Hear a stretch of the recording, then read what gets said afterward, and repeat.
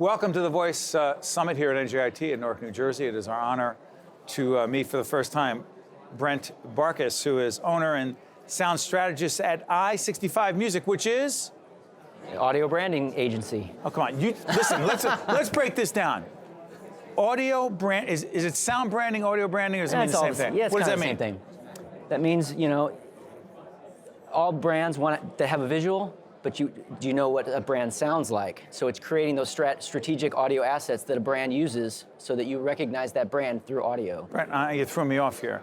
I spent 5 years of my life writing a book called You Are the Brand. I'm not plugging it. It's out of circulation.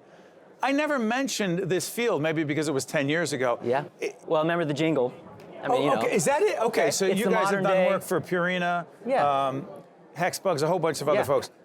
Are you saying to really be a brand, identify today in a competitive, very competitive, complex marketplace, you got to have a sound? That's right, absolutely. Everyone? Well, with screenless technology, like we're here with Voice Summit, with the audio and the voice happening.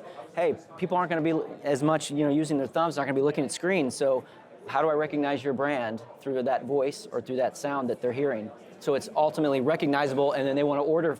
They want to use your brand based on that.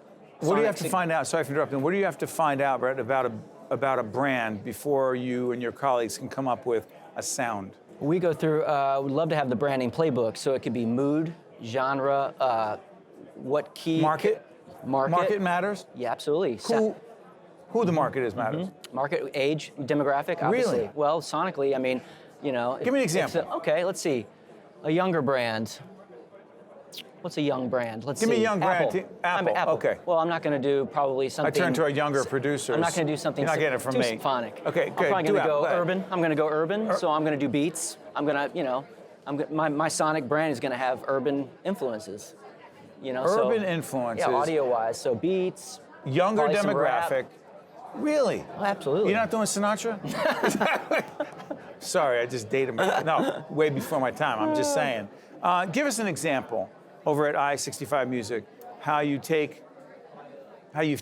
or would take a brand, a company in a marketplace, and you say, we got a sound for you. Give us an example. Nashville Predators, NHL hockey franchise, one of our clients, Nashville Predators. So basically, we just did a new campaign for a ticket package for next season.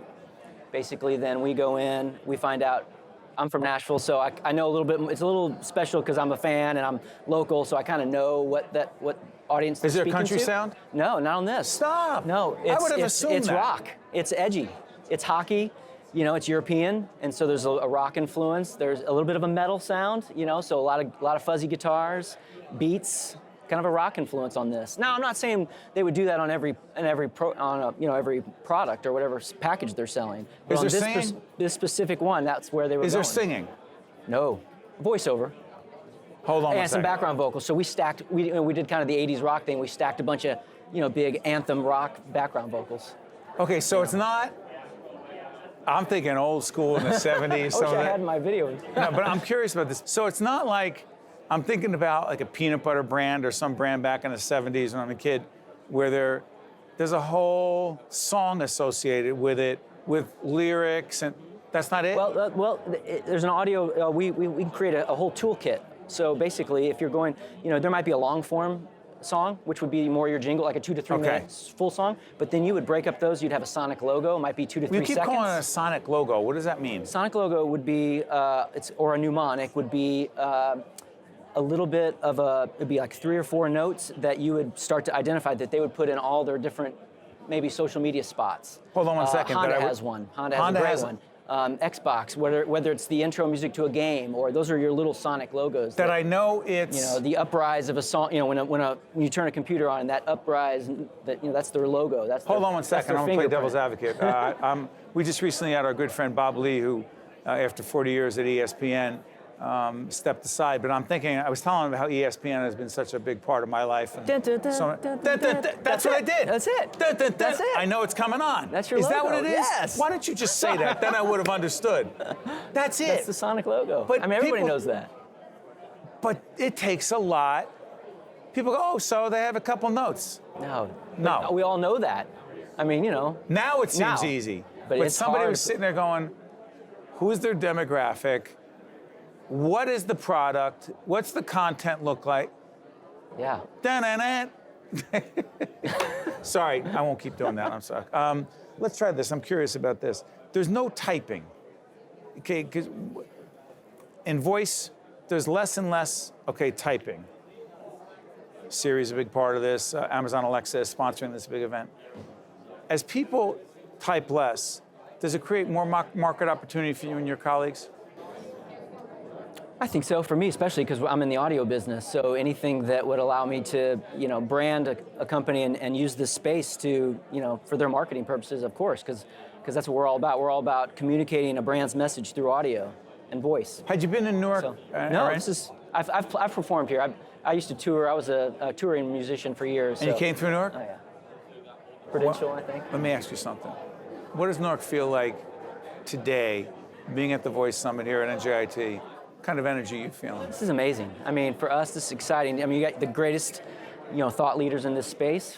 And so for me to be here and to represent I-65 Music, learn from the greats, and then take it back and apply it in our industry, it's the best. Well done. We've been listening to Brent Barcus, who is the owner and sound strategist at I-65 Music. I want to thank you for joining us. You've added a lot to this conversation. Thank you very much. Thanks for having me. Think Tank with Steve Adubato has been a production of the Caucus Educational Corporation, celebrating over 30 years of broadcast excellence.